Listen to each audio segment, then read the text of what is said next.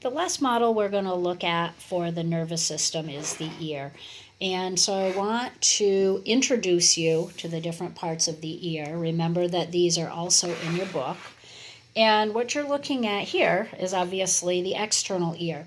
This is called the pinna, and the pinna has the job of making sure that sound is getting funneled into the ear and into the auditory canal. So this is the auditory canal. So sound is going to come in through this. And I'm going to leave these in place right now and show you each of the parts, and then I'll pull them out so we can look individually. But this is called the tympanic membrane. This is all considered the outer ear or the external ear, okay? So this is the outer ear, and this is the middle ear portion.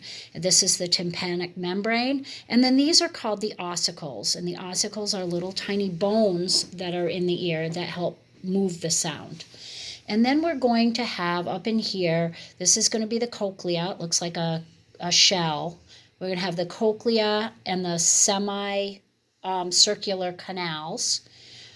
And where the ossicles meet, where the stapes actually meets this, will be called the oval window.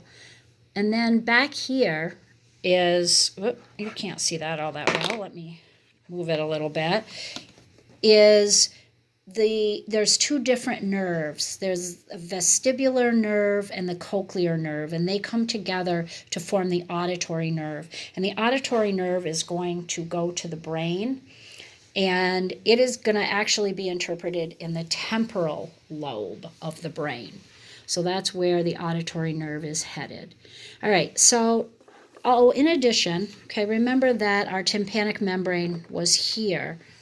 This canal right here, this tube, is something known as the eustachian tube or auditory tube. And don't get auditory canal mixed up with auditory tube because they are different. But that's why I prefer the name eustachian tube for this.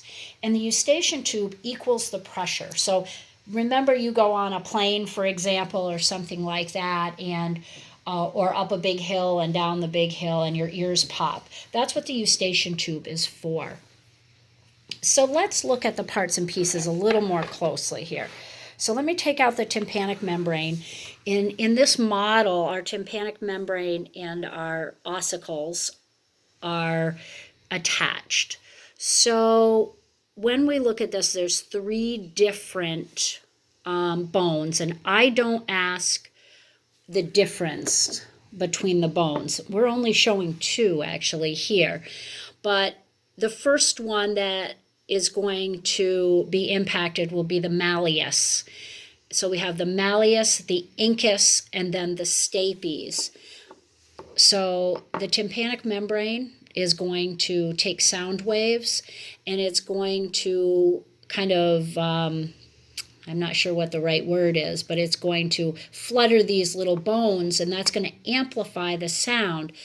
This is the stapes. There's the last ossicle. And notice that in this model it's attached, but underneath there is we call it the window. It's a membrane. And that membrane allows that amplification to go into this area, and the area that it goes into is actually called the vestibule, okay? And so the oval window goes into the vestibule. But then sound is going to be